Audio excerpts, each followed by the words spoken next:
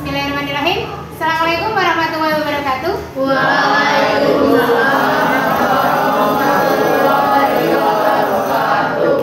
Selamat pagi semuanya. Pagi. Bagaimana kabarnya hari ini? Alhamdulillah sehat luar biasa. Semangat belajar IPA? Semangat. Insyaallah pasti bisa nilai terbaik. Yes, yes, yes.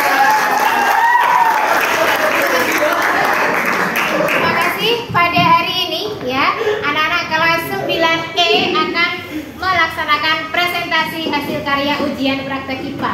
Dilihat dari hasil karyanya luar biasa semuanya. Ya, tepuk tangan dulu untuk semuanya. Hari ini kita akan melakukan penilaian dari setiap presentasi kelompok. Gitu ya, sudah siap? Ya. Oke, ya dimulai dari presentasi yang pertama oleh kelompok Ardista Zahwan Ayudya Rastri. Silakan. Assalamualaikum warahmatullahi wabarakatuh. Waalaikumsalam warahmatullahi wabarakatuh. Halo teman-teman, di kesempatan kali ini kami akan mempresentasikan tentang hasil ujian praktek IPA kami. Tapi sebelum kami mempresentasikan hasil ujian praktek kami akan memperkenalkan diri kami. Karena tak kenal maka tak sayang. Saya Aidarasi Pratama Ningtyas, nomor absen 6, kelas 9E. Saya Ardista Zahwan Anindra, nomor absen 5, kelas 9E. Saya Makfiro Betala Filaullah, nomor absen 15 dari kelas 9E. Saya Muhammad Ali Zawajah, absen 20 dari 9E.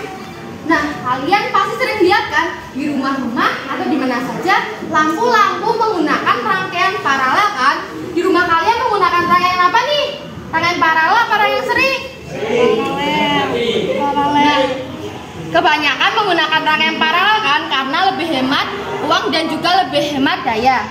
Di kesempatan kali ini kami membuat ujian praktek replika dermaga menggunakan konsep sistem listrik paralel. Inilah kira-kira Alat peraga yang kami buat ini memuat materi rangkaian paralel. Apa sih itu rangkaian paralel?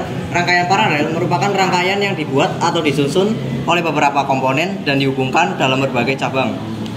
Nah, dalam penggunaan alat peraga yang kami buat ini, caranya cukup mudah dengan mematikan atau menyalakan saklar. Apabila salah satu saklar dimatikan, maka lampu yang lainnya akan tetap nyala. Kenapa seperti itu? Karena dalam rangkaian listrik paralel, apabila salah satu komponen yang dimatikan, maka komponen yang lainnya akan tetap menyala.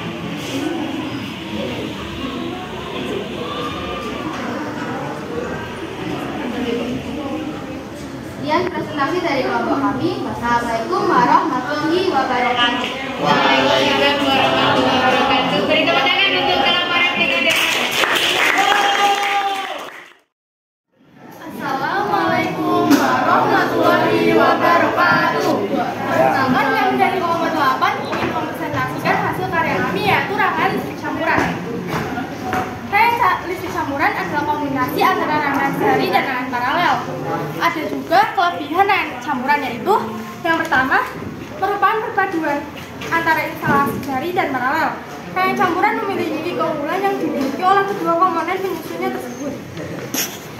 Yang kedua ada, ketika menggunakan rangkaian campuran, maka Anda dapat menghindari rangkaian listrik yang kompleks.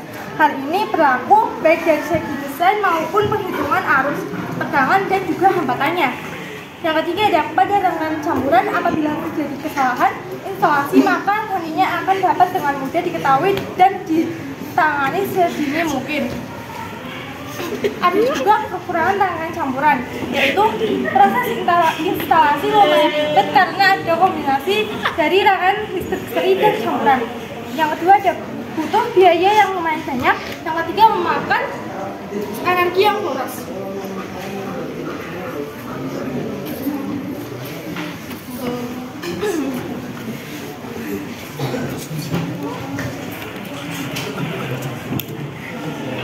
Kenapa sih rangkaian paralel cenderung lebih terang daripada rangkaian seri? Karena rangkaian paralel tidak berbagi arus listrik seperti rangkaian seri. Sedangkan rangkaian seri lebih cenderung redup karena berbagi arus listrik. Kurang lebih seperti itu. ini jika semua rangkaian dinyalakan.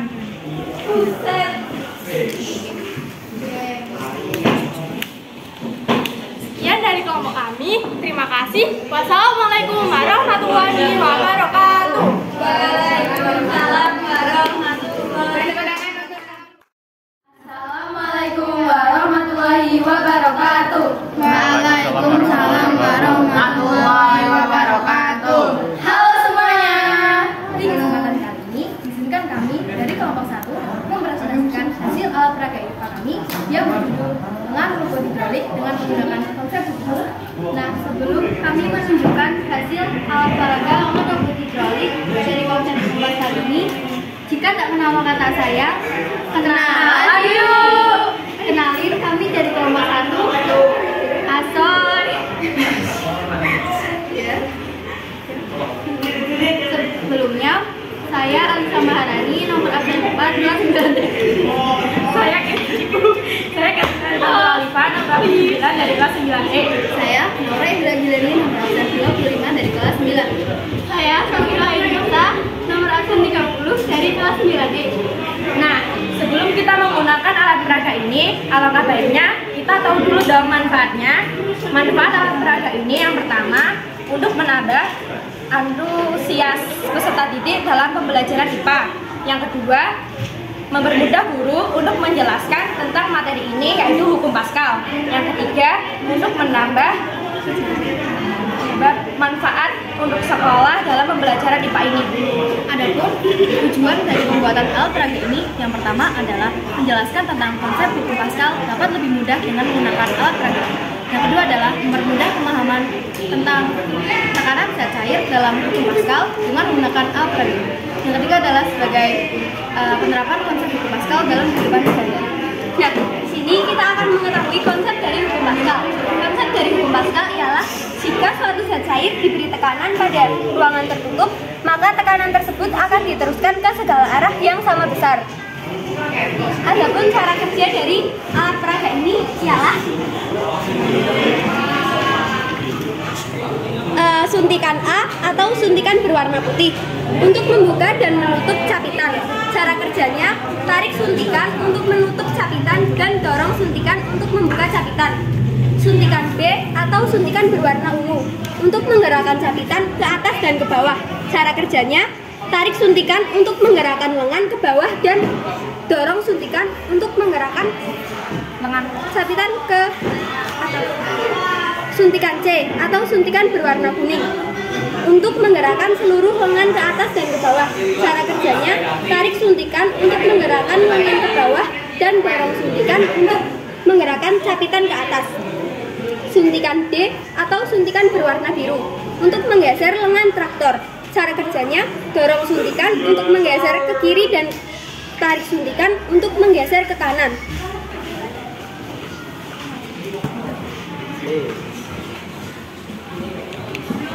Sekian presentasi dari kami. Mohon maaf apabila ada kesalahan. Wassalamualaikum warahmatullahi wabarakatuh.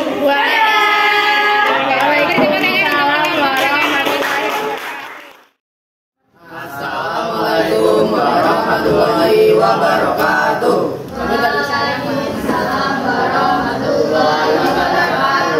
Kami dari kelompok 6 akan mempresentasikan alat peraga kami, yaitu adalah alat peraga listrik seri. Listrik seri adalah rangkaian listrik seri adalah sebuah rangkaian listrik yang dibuat hanya menggunakan satu jalur.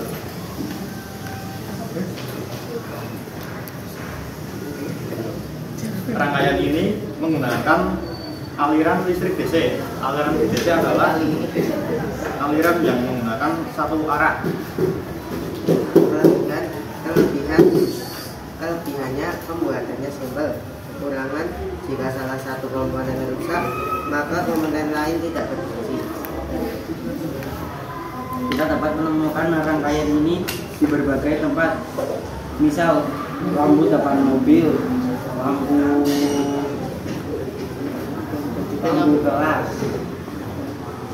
Ini alat peraga kami. Nah.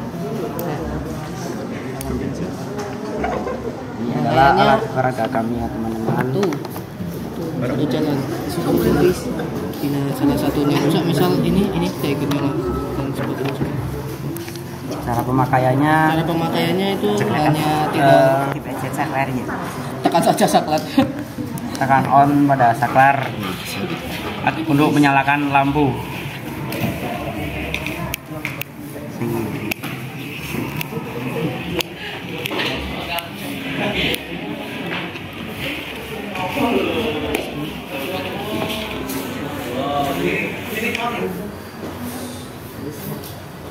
Sekian dari kami. Mohon maaf bila ada kesalahan.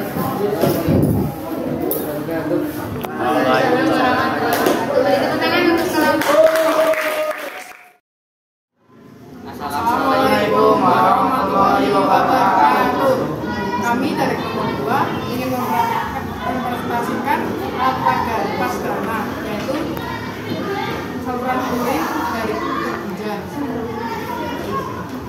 Saya Muhammad Farid Subarati, kelas 15 dari kelas 2E. Saya Muhammad Isa Abdul Mengarang, nomor presentasi 22 dari kelas 5E.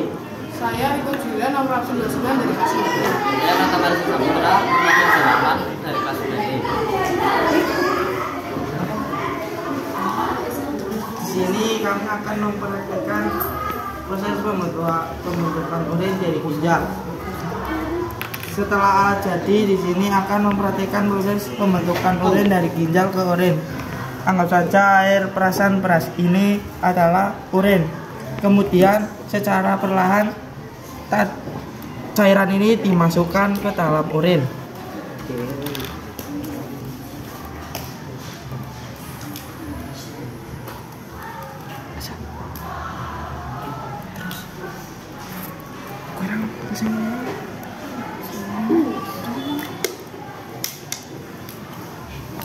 Ketika campuran dimasukkan ke dalam botol plastik yang berisi kain kasa, menggambarkan proses filtrasi yang mana terjadi di glomerulus. Berat takar tertinggal jika investor menunjukkan bahwa sel-sel darah merah dan protein tidak menjadi bagian dari urin yang terbentuk dari proses filtrasi disebut urin primer. Air akan mengalir menuju tubulus kontortus proksimal yang terjadi proses reabsorpsi pada proses ini.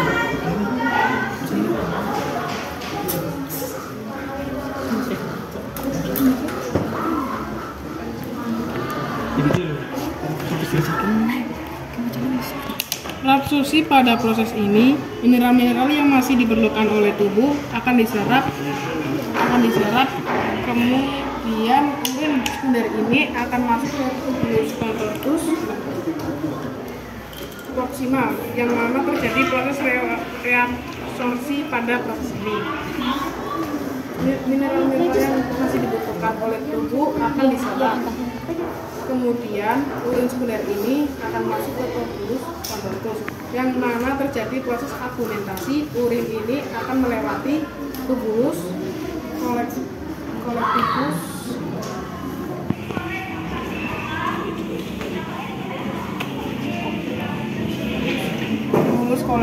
atau pengumpulan selalu melewati uretra menuju kandung kemih. Di sini botol bekas ini kita anggap saja sebagai kandung kemih. Sekian dari presentasi dari kelompok 2. Wassalamualaikum warahmatullahi wabarakatuh. Waalaikumsalam warahmatullahi wabarakatuh. Assalamualaikum warahmatullahi wabarakatuh. Warahmatullahi wabarakatuh. Kami dari kelompok 7 akan menjelaskan tentang miniatur raka surya. Perkenalkan, nama saya Fitri Prahyani, seksi 11 dari kelas 9E. Perkenalkan, nama saya Nabila Rahmi Pertama, nomor absen 24 dari kelas 9E. Perkenalkan, nama saya Ista Arsyad Malika, nomor absen 27 dari kelas 9E. Di sini kami akan menjelaskan tentang raka surya. Kalian tahu nggak sih manfaat raka surya itu apa? Manfaatnya langsung juga surya karena akan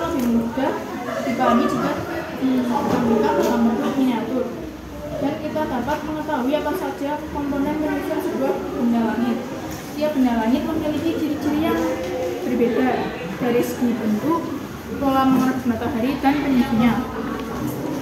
Selain itu, manfaat mempelajari tata surya juga bisa untuk memperkirakan perubahan musim, membantu penanggalan, dan membantu penemuan unsur kimia. Tata surya terdiri dari 9 planet: Matahari, Merkurius, Venus, Bumi, Mars, Jupiter, Saturnus, Uranus, Neptunus. Nah, sebelumnya kami akan menjelaskan satu persatu dari planet tersebut. Matahari adalah pusat tata surya, sebuah bintang paling dekat dengan bumi. Ciri-cirinya, bentuknya nyaris bulat, terdiri dari plasma panas bercampur medan magnet. Diameternya sekitar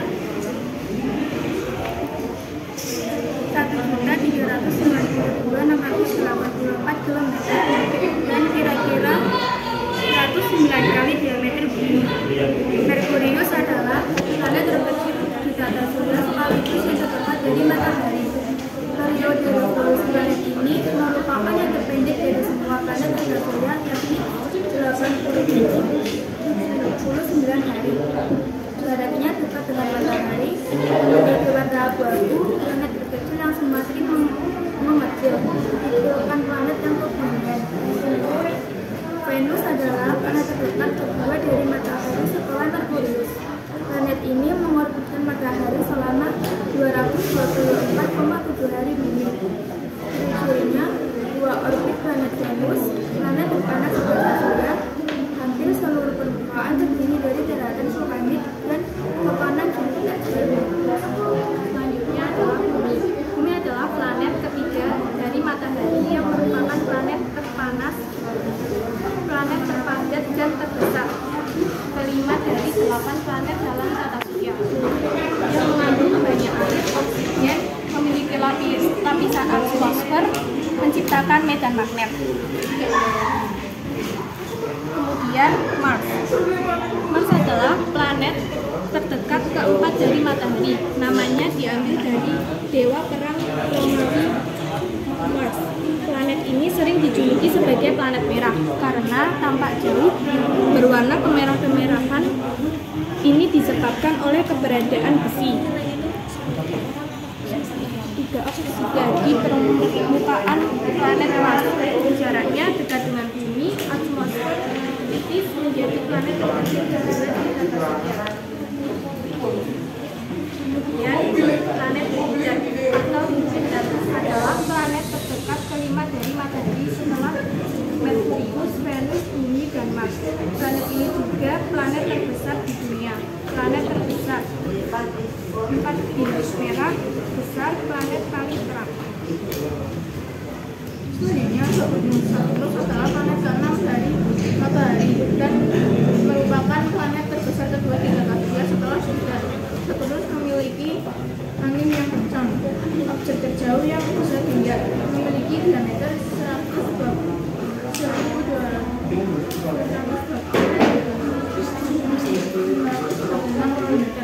memiliki cincin. Planet paling datar. Selanjutnya Uranus adalah planet ke-7 dari matahari. Uranus merupakan planet yang memiliki jari-jari terbesar ketiga sekaligus satelit terbesar keempat di tata surya. Disebut planet raksasa. Namanya diambil dari mitologi Yunani. Rotasi Uranus serupa dengan Venus, planet terbesar ketiga di tata surya. Kemudian Neptunus. Neptunus merupakan planet terjauh jika tertinggal dari matahari. Planet ini dinamai dari dewa lautan Romawi. Dipaksa menjadi bulan Neptunus. Raksasa gas terkecil, gravitasi hampir sama dengan bumi. Ditemukan secara tidak sengaja. Sekian dari kelompok kami. Wassalamualaikum warahmatullahi wabarakatuh. Waalaikumsalam warahmatullahi wabarakatuh. Beri tepuk tangan untuk kelompok tata surya. Assalamualaikum warahmatullahi wabarakatuh. Waalaikumsalam warahmatullahi wabarakatuh. Kami dari kelompok 3 ingin mempresentasikan tentang alat peraga perubahan energi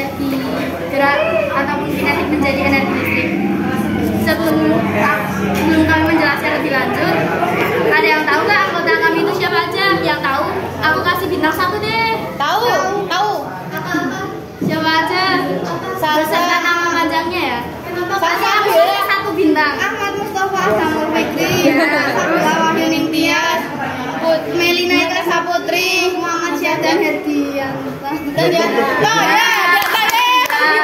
Oke, jadi pertama adalah pengertian dari kincir air sendiri ataupun turbin. Kincir air adalah sebuah alat berbentuk lingkaran yang dibangun di sungai. Alat ini berputar pada sumunya karena adanya dorongan aliran sungai yang cukup deras sejalan dengan berputarnya kincir. Alat ini sekaligus mengambil air dari sungai dan menumpahkan ke talang atau penampung air.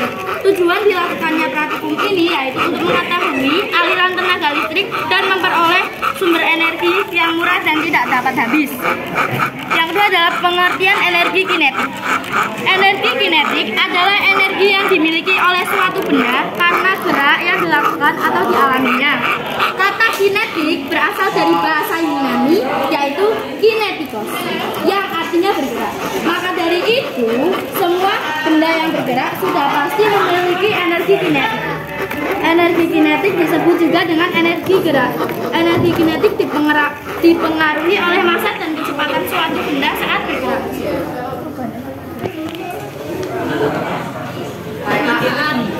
Kincir air yaitu sebagai alat alternatif. Kincir air sangat mudah dibuat. Kincir air tidak menghabiskan biaya masyarakat sehingga biaya lebih hemat. Dua, sebagai jalur irigasi. Kincir air juga dapat digunakan untuk membuat jalur irigasi. Air yang berasal dari roda kincir air yang mengalir dari air dan membasahi sawah yang mengalami kekeringan. Tiga, sebagai penghalus beras menjadi tepung. Di daerah Nusantara ada yang menggunakan kincir air untuk menghaluskan beras. Masyarakat tersebut menghaluskan beras menggunakan alat tersebut. Kincir air tersebut akan berputar jika air tersebut menghaluskan ke roda kincir air. Setelah menjadi tepung, saluran air ditutup dan roda kincir air berhenti. 4. Sebagai sumber energi listrik. Kincir air dapat menghasilkan listrik ketika air mengalir akan menggerakkan roda kincir air. Berputarnya roda kincir air akan menghasilkan listrik generator. 5. Sebagai media hiburan. Kincir air biasanya digunakan untuk sebagai hiburan. Kincir air digunakan untuk membunyikan bel atau sebagai penggerak manusia.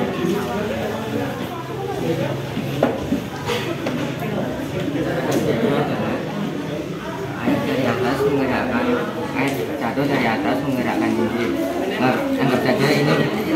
Anggap saja kincir ini bergerak karena air. Lalu kincir menggerakkan tali yang berada dalam rangkaian gear. Lalu rangkaian gear menggerakkan tali dan tali tersebut terhubung ke dalam dinamo. Ini adalah dinamo generator. Dan dinamo generator ini tersambung ke dalam rangkaian listrik paralel.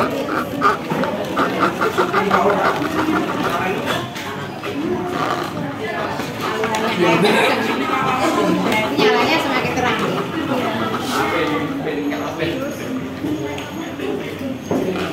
Generator DC terdiri dua bagian, yaitu stator, bagian mesin DC yang diam atau bergerak, dan bagian rotor, yaitu bagian mesin DC yang berputar. Bagian stator terdiri dari rangka motor, belitan stator, sikat arang, bearing, dan terminal. Sedangkan bagian rotor terdiri dari stator, belitan rotor, kipas rotor, dan poros rotor. Di rangkaian listrik ini juga terdapat servo yang berfungsi untuk menaikkan tegangan.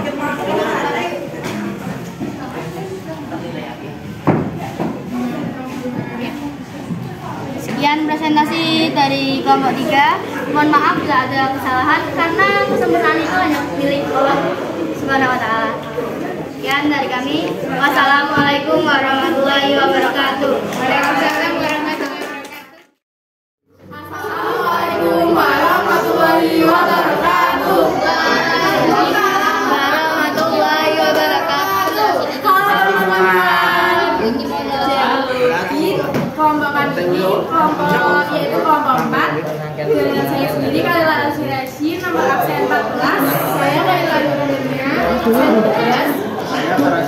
Dan saya Jafar Firmansyah, Kooperatif 12. Di sini kami akan menjelaskan tujuan dari penelitian kami. Tujuan dari penelitian yang kami lakukan adalah 1. Mengetahui pengaruh perbedaan komposisi kami mempengaruhi hasil TAP. 2. Mengetahui komposisi gula dalam mempengaruhi hasil TAP. Nah, manfaat dari pembuatan ini adalah manfaat dari TAP adalah 1. Menghasilkan obat-obatan yang lebih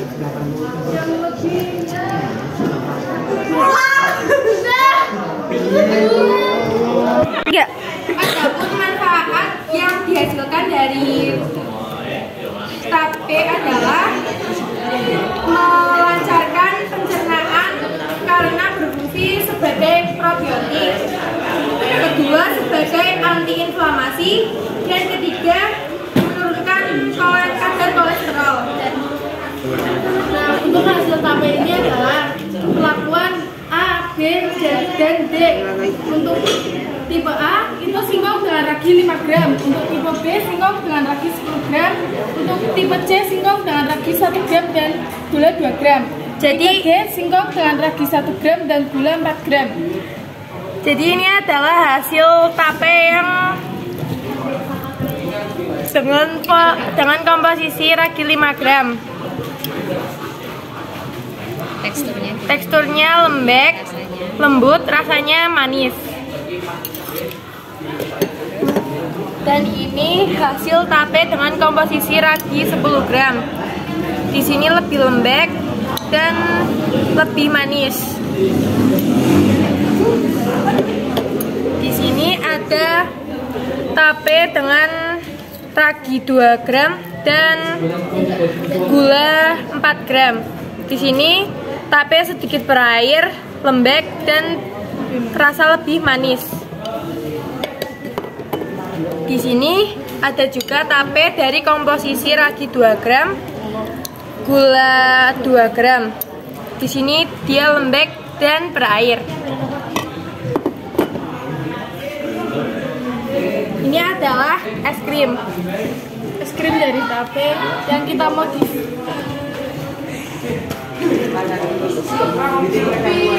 Sekian dari kelompok kami. Wassalamualaikum